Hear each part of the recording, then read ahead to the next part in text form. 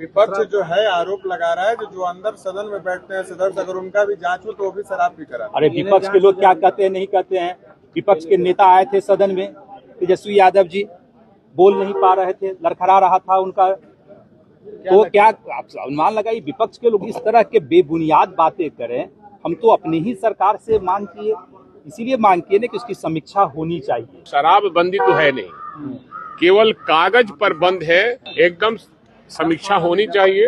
और एनडीए के जो रसूखदार नेता हैं वो कारोबार कर रहे हैं शराब का, खेप पर खेप झारखंड से लेकर और यूपी से ला रहे हैं और बड़े और छोटे लोग पकड़े जा रहे हैं। ट्रक उनकी आ रही है, पकड़े जा रहे हैं छोटे लोग। इसलिए रसूखदार लोग चाहते ही हैं कि शराब ऐसी तरह बंद रहे और हम बेचते रहे। शराबबंदी कानून में तो शुरुआत से ही दिक्कत है। शराबबंदी कानून बिहार में जब से लागू हुआ तब से इसके खामियाजा जो भुगतने पड़े हैं वो बिहार के दलितों को भुगतना पड़ा है, गरीबों को भुगतना पड़ा है। जिस समाज के उत्थान की सरकार बात करती है उस समाज के ही लोग जेल में गए हुए हैं। तो एक तो उसमें वो लूफॉल है, दूसरा है कि आप शराबबंदी कर नहीं पा रहे हैं। बिहार के अंदर एक पैरेलल इकोनॉमी चल रही है, सरकार का राजस्व का उसमें नुकसान भी है।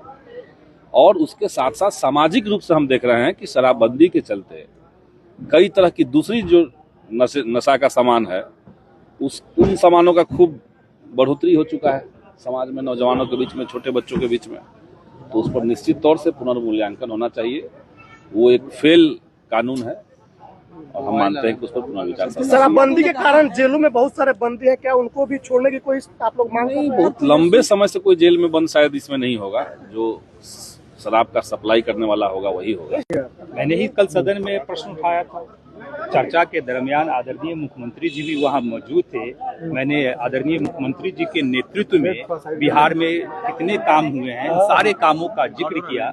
मैंने कहा कि आदरणीय मुख्यमंत्री जी क्रांतिकारी फैसला लेने के लिए जाने जाते हैं और शराबबंदी जैसा कानून लाके आदरणीय नीतीश कुमार जी ने ऐतिहासिक फैसला लिया था, जहां सत्ताधारी दल के लोग हों या विपक्ष के लोग हों, सब लोगों ने एक स्वर से शराबबंदी का समर्थन किया था।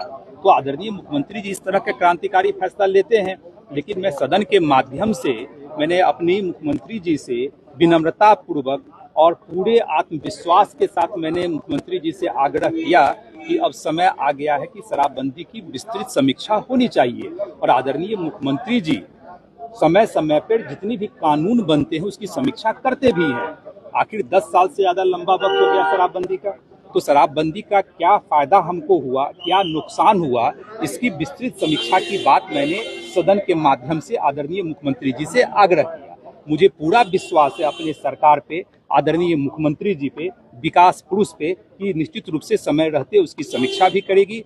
जहां कहीं कुछ कमियां हैं उस कमियों को भी दूर किया जाएगा। शराबबंदी लागू रहे या उसको हटाने की आवश्यकता है, जब विस्तृत समीक्षा होगी तो तमाम पहलुओं पे जैसे चर्चा भी जैसे होगी। कानून में क्या संशोधन की आवश्यकता है या और भी स्ट्रिक्ट करने की आवश्यकता है या कानून की कोई आवश्यकता ही नहीं है, अवेयरनेस पे काम किया जाए। तमाम विषयों पे जब विस्तृत समीक्षा होगी तो तरह तरह की बातें वहाँ होगी।